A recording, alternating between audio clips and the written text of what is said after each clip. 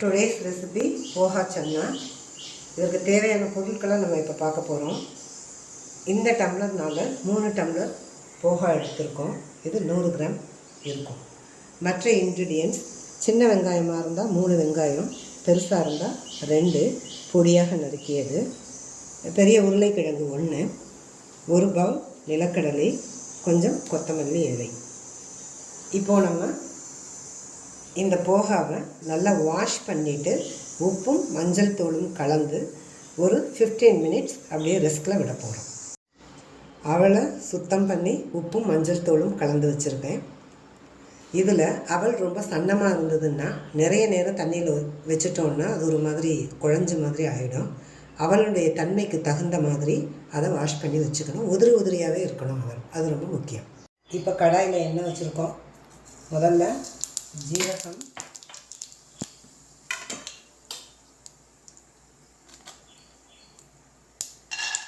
எடுத்து வச்சுருக்கிற கிரவுண்ட்நட், கொஞ்சம் நேரம் அது வறுக்கட்டும். ஏற்கனவே நல்லா வறுபட்டுருச்சு. இப்போ நறுக்கி வச்ச வெங்காயத்தில் பாதியை சேர்க்க போகிறோம். அது ஓரளவுக்கு வதங்கிய பிறகு காரத்திற்கு தேவையான பச்சை மிளகாய், வீட்டில் ரொம்ப சின்ன பசங்க காரமே ஆகாது அப்படின்னா பச்சை மிளகாய் சேர்க்காம கூட செய்யலாம்ங்க. இப்போ நமக்கு காரத்துக்கு தேவையான பச்சை மிளகாயை ஆட் பண்ணியிருக்கோம். இது ஓரளவுக்கு வதங்கிய பிறகு இது கூட இந்த உருளைக்கிழங்கை சேர்க்கணும். சேர்த்து நல்லா வறுபடும். தேவையான மஞ்சள் தூள், உப்பு ரெண்டையும் கலந்து கொஞ்சம் கிண்டி விடணும். உருளைக்கிழங்கு நல்லா வெந்துருச்சு, மற்ற எல்லாமும் நல்லா ஃப்ரை ஆயிடுச்சு. இப்போது நம்ம உப்பு மஞ்சள் தூள் கலந்து ரெஸ்ட்டில் வச்சுருக்கிற அவலை இது கூட சேர்க்க போகிறோம்.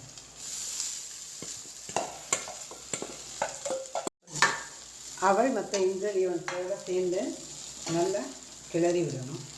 ஒரு 2 நிமிஷம் இதை திருப்பி கொடுத்தா போதும். டேஸ்ட்டை என்ஹான்ஸ் பண்ணுறதுக்காக மீதி வச்சுருந்த வெங்காயத்தையும் கொத்தமல்லி தலையையும் மேலே தூவி சைடில் வைக்க போகிறோம்.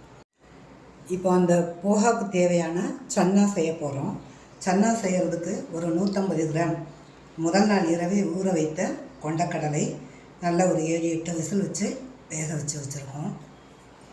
அரைப்பதற்கு ஒரு பெரிய சைஸ் வெங்காயம், 2 மீடியம் சைஸ் தக்காளி, ஒரு 7 அல்லது 8 பல் பூண்டு, ஒரு துண்டு இஞ்சி.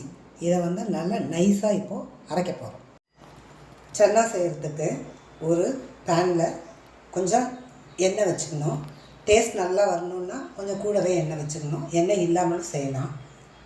ஒரு பிரியாணி இலை, கொஞ்சம் ஜீரகம் போட்டு 2 பொரிஞ்சு வரும்பொழுது அரைச்சி வச்சுருக்கிற கலவையை அதில் அரைத்த கலவையை அந்த பிரியாணி இலை ஜீரகம் தாளித்ததில் கலந்து இப்போ அதில் மசாலா சேர்க்கணும்.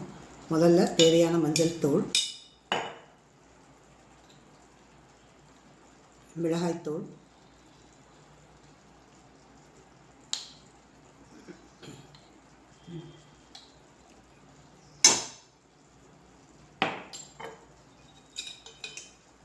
மல்லித்தூள்,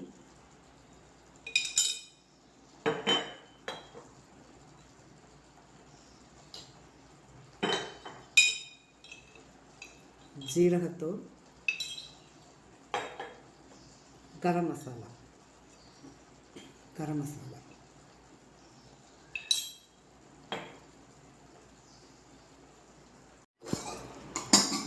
இந்த கலவைக்கு தேவையான உப்பு கலக்கணும். இப்போது எல்லா மசாலாவும் சேர்த்து எண்ணெய் பிரிஞ்சு வர்ற அளவுக்கு அதை வதக்கி விடணும். எண்ணெய் பிரிஞ்சு வந்துடுச்சு, ரா ஸ்மெல் போயிடுச்சு.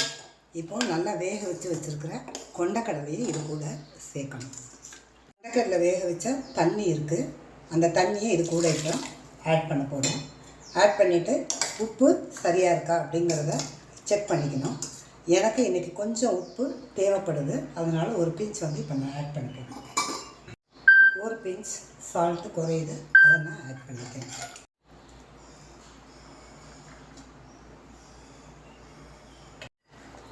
நம்மளோட சல்லாம் நல்லா கொதிச்சிருச்சு. தேவையானவங்க இது மேலே பச்சையாக வெங்காயம், ஓமப்பொடி, காரா பூந்தி அந்த மாதிரி சேர்த்து சாட் மாதிரியும் சாப்பிட்டுக்கலாம். இல்லைன்னா ஹெல்த்தியான பிரேக்ஃபாஸ்ட்டாகவும் சாப்பிட்டுக்கலாம். சாப்பிட்டு பார்த்துட்டு கமெண்ட் பண்ணுங்கள்.